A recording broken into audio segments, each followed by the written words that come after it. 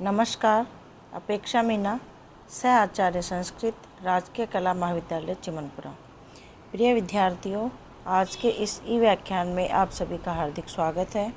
आज हम BA part 3 के प्रथम प्रश्न पत्र के अंतर्गत विदुर नीति का अध्ययन करेंगे। विदुर नीति का अध्ययन करेंगे। विदुर नीति के उद्योग पर्व जो है हमारे सिलेबस है। विदुर नीति का उद्योग पर्व 34वां 35वां अध्याय ये हमारे सिलेबस में है। तो आज कल के वीडियो में हमने विदुर नीति का सामान्य परिचय व श्लोक संख्या 1 पढ़ लिया था। आज हम उसी क्रम को आगे बढ़ाते हुए श्लोक संख्या 2 से आरंभ करते हैं।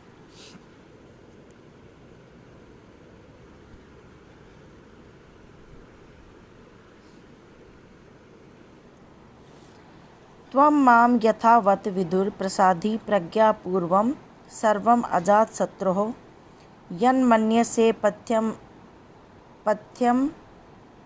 अदीन सत्वश्रेयस्करं ब्रूहि तद वै कुरूणाम्। अन्वय देखिए। विदुर त्वं मां प्रज्ञापूर्वं यथावत् प्रसादी अदीन सत्व यत् अजातशत्रोः पथ्यं कुरूणां वै श्रेयस्करं मन्यसे तत्सर्वं ब्रूहि।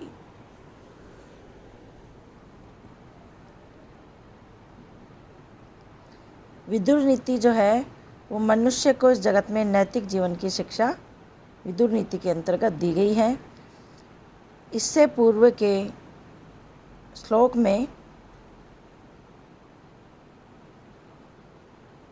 धृतराष्ट्र विदुर जी को बुलाते हैं और विदुर जी से कहते हैं कि हे तात, मैं चिंता से जलता हुआ अभी तक जाग रहा हूँ।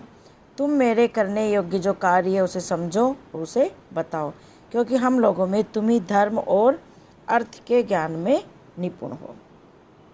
उसी क्रम में कह रहे हैं कि हे विदुर, शब्दार्थ देखिए। तुम, माम, मुझे, यथावत उचित प्रकार से, प्रसादी शिक्षा दो, प्रज्ञापूर्वम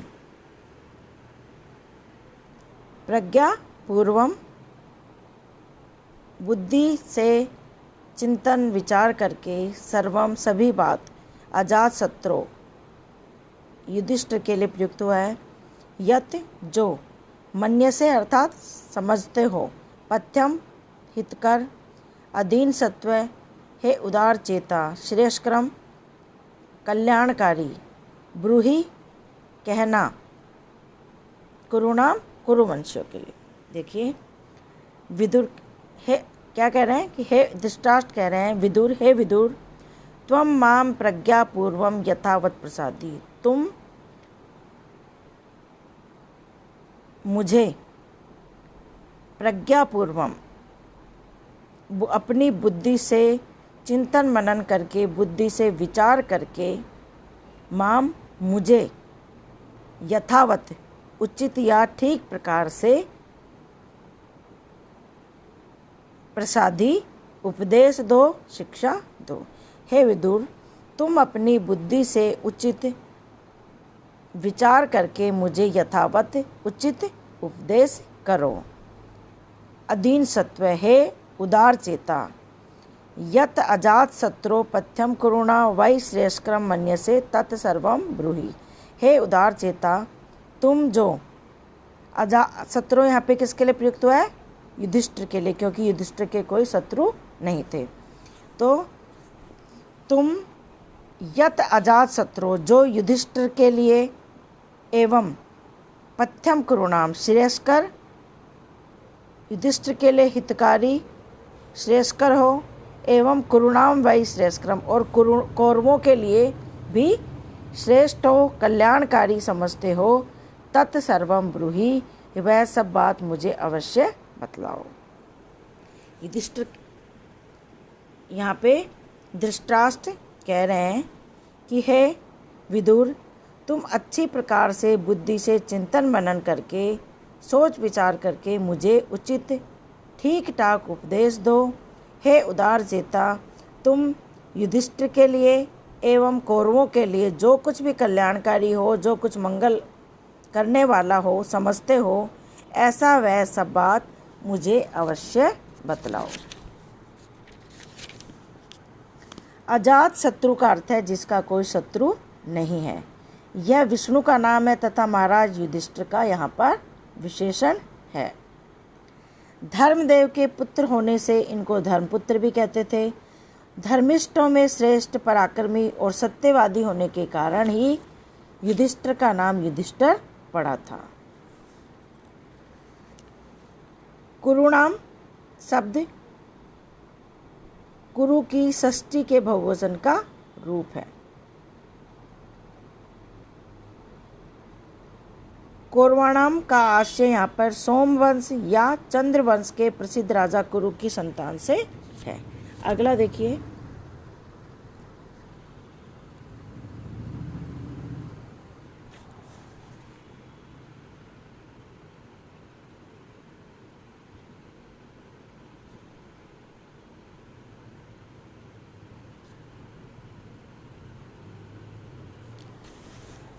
पापांश की पापाशंकी पापम एव अनुपश्यन् पृच्छामि त्वाम व्याकुलेन आत्मन अहम तन्मयि कवे ब्रूहि सर्वं यथवन् मनीषितं सर्वं अजात शत्रोः। अन्वय देखिए, पापाशंकी पापम एव अनुपश्यन् अहम त्वाम व्याकुलेन आत्मा पृच्छामि कवे यत् सर्वम् अजात शत्रोः मनीषितं तत्सर्वं मे यथावत् ब्रूहि। पाप आशंकी, पाप की आशंका करता हुआ, पापम एव सर्वत्र अनिष्ट ही अनिष्ट, अनुपश्यन देखना, पृच्छामि पूछता हूँ, त्वाम तुम, व्याकुलेन व्याकुल या व्यग्र चित्त वाला, अहम मैं, तन्मयी तत्मयी वह मुझे, ब्रूहि कहना, सर्वम संपूर्ण, यथावत उसी प्रकार से, मनीषितम अभिष्ट, अजात शत्रु युधिष्ठिर। देखिए, धृतराष्ट्र कह रहे हैं, हे विद्वान विदुर, पाप आशंकी पापम एव अनुपश्यन् अहम त्वं व्याकुलेन आत्मा पृच्छामि। हे विद्वान विदुर, मेरे मन में अनिष्ट की आशंका, पाप आशंकी, मेरे मन में अनिष्ट की आशंका बनी रहती है, तत् इसलिए मैं पापम एव अनुपश्यन् सर्वत्र अनिष्ट ही देखता रहता हूँ। हे विद्वान विदुर, मेरे मन में पाप आशंकी पापम एव अनुपश्यन्, मेरे मन में अनिष्ट की आशंका सदैव बनी रहती है, इसलिए मैं सर्वत्र ही अनिष्ट की आशंका करता हूँ, सर्वत्र मेरे द्वारा अनिष्ट ही देखा जाता है। अतः त्वाम पृच्छामि, मैं तुम विदुर से पूछता हूँ, अतः मैं व्याकुलेन आत्मा, इसलिए मैं व्यग्र चित्त वाला, व्याकुल हृदय से तुमसे विद्वान विदुर से पूछ रहा हूँ कि यत सर्वम अजात शत्रु मनीषितम तत्सर्वम में यथावत ब्रूहि, कि जो अजात शत्रु किसके लिए प्रयुक्त हुआ है? महाराज युधिष्ठिर के लिए, क्योंकि उनका कोई भी शत्रु नहीं था।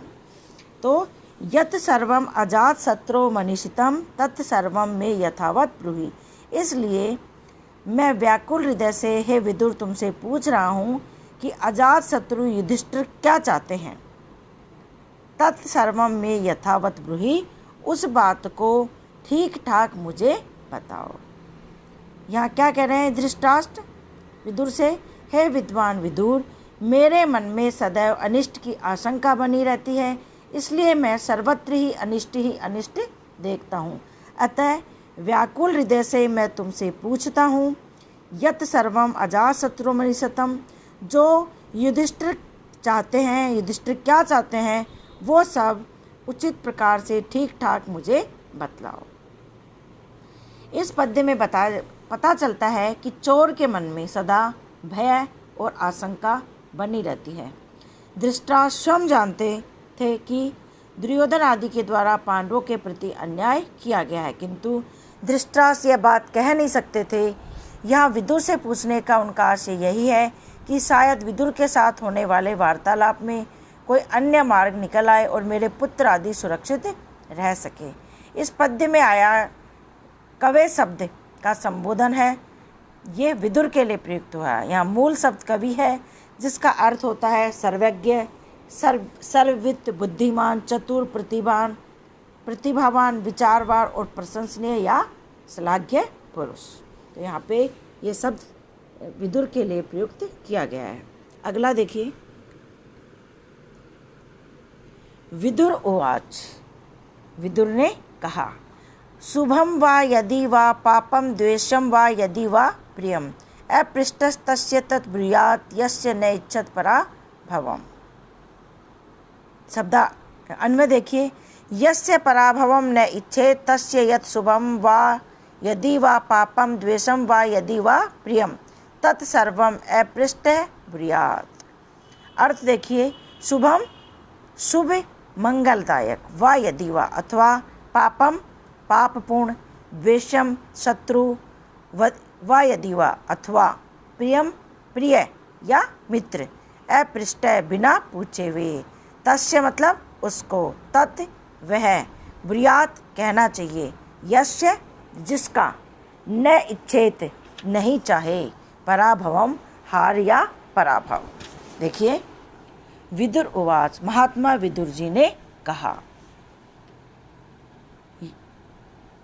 क्या कहा कि मनुष्य को चाहिए, यस्य पराभवम न इच्छेत, कि मनुष्य को चाहिए, यस्य जिसकी, पराभवम न इच्छेत जिसकी पराजय नहीं चाहता है, तस्य उसके लिए, शुभम वा यदि वा पापम द्वेषम वा यदि वा प्रियम, कि मनुष्य को चाहिए कि वह जिसकी पराजय नहीं चाहता है उसको बिना पूछे भी शुभम कल्याण करने वाली या पापम या अनिष्ट करने वाली, द्वेषम व प्रियम व अच्छी या बुरी जो भी बात है वह अपृष्ट ब्रूयात् बिना पूछे ही बता देनी चाहिए।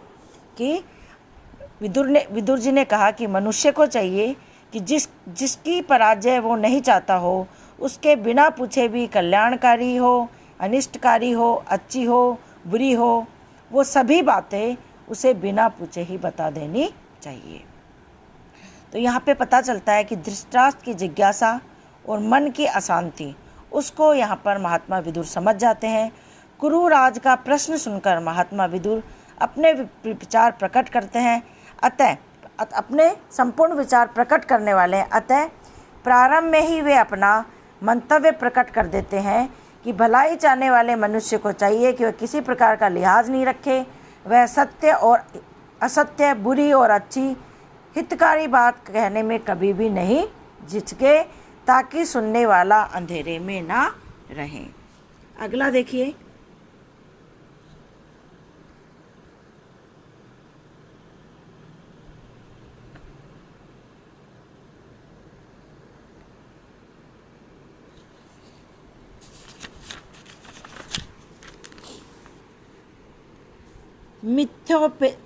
मिथ्योपितानि कर्माणि सिद्ध्येयुर् यानि भारत अनुपाय प्रयुक्तानि मा स्म तेषु मनः कृथा। अन्वय देखिए, भारत यानि मिथ्योपेतानि कर्माणि अनुपाय प्रयुक्तानि सिद्ध्येयुः तेषु मनः मा स्म कृथा। शब्दार्थ देखिए, मिथ्योक्तानि मतलब मिथ्या या कपटपूर्ण, कर्माणि कर्म, सिद्ध्येयु सिद्धि प्राप्त होते हैं, भारत भरतवंशी राजन, अनुपाय प्रयुक्तानि गलत उपाय या साधनों का प्रयोग करके, इसमें मत तेसु उनमें मन आसक्ति कृथा करो। देखिए, भारत, हे भरतवंशी धृतराष्ट्र, यानि मिथ्यो उपेतानि कर्माणि अनुपाय प्रयुक्तानि सिद्ध्येयु तेषु मनः मा स्माकृतः। हे भरतवंश में उत्पन्न धृतराष्ट्र, मिथ्योपेतानि कपटपूर्ण जुआ आदि अनुपाय प्रयुक्तानि असत उपायों का प्रयोग करे। हे भरतवंशी धृतराष्ट्र, जो जुआ आदि कपटपूर्ण असत उपायों का प्रयोग करे, जो कपटपूर्ण कार्य सिद्ध होते हैं। हे धृतराष्ट्र, जुआ आदि असत उपायों का प्रयोग करके जो कपटपूर्ण कार्य सिद्ध होते हैं, उनमें तेषु मनः मा स्मृता, उनमें आप अपना मन मत लगाए। हे धृतराष्ट्र, जुआ आदि असत उपायों का प्रयोग करके जो कपटपूर्ण कार्य सिद्ध होते हैं, हे महाराज, हे धृतराष्ट्र, आप उनमें अपना मन मत लगाइए। कि जुए आदि उपायों का प्रयोग करके और ऐसे अनुचित साधनों के माध्यम से जो कपटपूर्ण कार्य सिद्ध होते हैं, हे महाराज, ऐसे कपटपूर्ण कार्यों के प्रति आपको मन नहीं लगाना चाहिए। भारत संबोधन यहाँ धृतराष्ट्र के लिए है, जिसका अर्थ है भरत के वंश से उत्पन्न होने वाले। अनुपाय का अर्थ है असत उपाय, अर्थात उद्योग या प्रयत्न, साधन या युक्ति। इसमें साम दाम दंड भेद की गणना भी होती है। जो अच्छे उपाय न हो उन्हें अनुपाय कहते हैं। यह उपाय का विलोम शब्द है, अनुपाय। ऐसे शब्दों को न्य तत्पुरुष कहते हैं। ऐसे शब्द बनाने में उन शब्दों से पूर्व ए लग जाता है, और यदि शब्द किसी स्वर से प्रारंभ होता है तो उनके आगे अन का आ जाता है। जैसे हिंसा से अहिंसा, क्रोध से अक्रोध, सफलता से असफलता, आचार से अनाचार, इच्छा से अनिच्छा, उपाय से अनुपाय। तो विद्यार्थियों, आज इतना ही। जो भी मैं आपको पढ़ाती हूँ आप उसे साथ साथ पढ़ते चलें, और जिससे कि आपको जो अभ्यास कार्य दिए जाते हैं वो भी आप अच्छे से हल कर सकें। तो पुनः आपसे भेंट होगी अगले वीडियो में। धन्यवाद।